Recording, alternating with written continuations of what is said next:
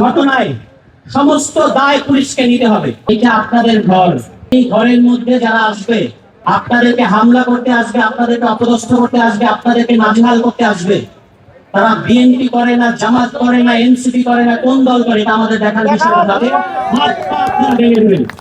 যারা আপনাদেরকে এখানে এসে আপনাদের প্রতিদিনকার কাজকর্ম কে বাধাগ্রস্ত করার চেষ্টা করবে, তাদের রাজনৈতিক পরিচয় আমাদের কোনো দরকার নাই।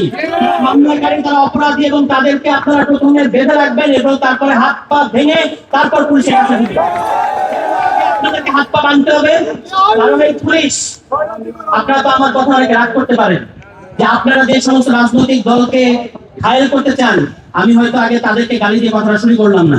এই ঘটনায় সমস্ত দায় পুলিশকে নিতে হবে। পুলিশের ঊর্ধ্বতন কর্মকর্তাদের একাধিক কর্মকর্তার বক্তব্য শুনেছি, তাদের একজনের বক্তব্যের সাথে আরেকজনের বক্তব্যের কোনো মিল নাই। নিশ্চিত হয়েছি যে তাদের আশকারা, তাদের প্রশ্রয়ে এই হামলা করেছে। যারা হামলা করেছে তাদেরকে আপনারা দেখতে পাচ্ছেন, কিন্তু পুলিশ যেটা উস্কানি দিয়েছে, প্রশ্রয় দিয়েছে, এটা আপনারা কেন বলছেন না? আমি আপনাদেরকে বলি, পুলিশ কি বলেছে? পুলিশ বলেছে এখানে প্রায়ই মাদক বিরোধী অভিযান হয়। একবার এসে বিএনপি করেছে, এরপরে এসে জামাত করেছে। বিএনপি আর জামাতকে কি আপনারা মাদক বিরোধী অভিযান করার লাইসেন্স দিয়েছেন? পুলিশের কাছে আমাদের প্রশ্ন। কাজে এই হামলার দায় পুলিশ এড়াতে পারবে না। আমরা যখন গতকালকে শালী থানায় গেলাম দুপুর ৩টার সময়, আমরা পুলিশের ওইখানকার কর্মকর্তাকে জিজ্ঞেস করলাম আপনারা কি কোনো মামলা করেছেন? তারা আমাদেরকে বললেন এখনো এই ঘটনায় কোনো মামলা হয় নাই। রাতের বেলা আমরা দেখলাম যে মামলা হয়েছে এবং ৩ জনকে গ্রেফতার করা হয়েছে। এটার মানে কি? এটার মানে হচ্ছে কারা হামলাকারী তাদেরকে পুলিশ চেনে। ৩ দিন লাগলো কেন আপনারা তাদেরকে গ্রেফতার করতে? এবং ৩ জন আসে নাই, এখানে ১৫০ থেকে ২০০ লোক এসে হামলা করেছে।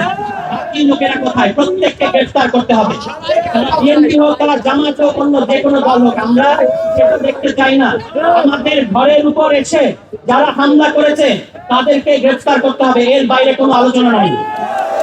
শুধু সেটা না, গত ১.৫ বছরে যতগুলো হামলা হয়েছে, আবারও একটা বিতর্কিত কথা বলি, আপনারা তো শুনে রাগ করতে পারেন অনেকে। আপনারা শুধু এই শীর্ষে হামলাকারীদের দেখতেছেন, এর পেছনে কে আছে? আপনাদের একটু মনে করে দিতে চাই, এখানে ফরাদ ভাই আছেন, তিনি নিশ্চয়ই বলবেন। ২০০১-৬ সালে বাংলাদেশকে ব্যর্থ রাষ্ট্র হিসেবে দেখানোর জন্য এখানে হঠাৎ করে জঙ্গি তৎপরতা শুরু হলো, এখানে হঠাৎ করে বিভিন্ন জায়গায় সিরিজ বোমা হামলা শুরু হলো। এখন আমরা দেখতে পাচ্ছি টানা লাগাতার মাজারগুলোতে হামলা। মাজার আছে বাংলাদেশের শত শত বছর ধরে, হঠাৎ করে কেন হামলা হচ্ছে?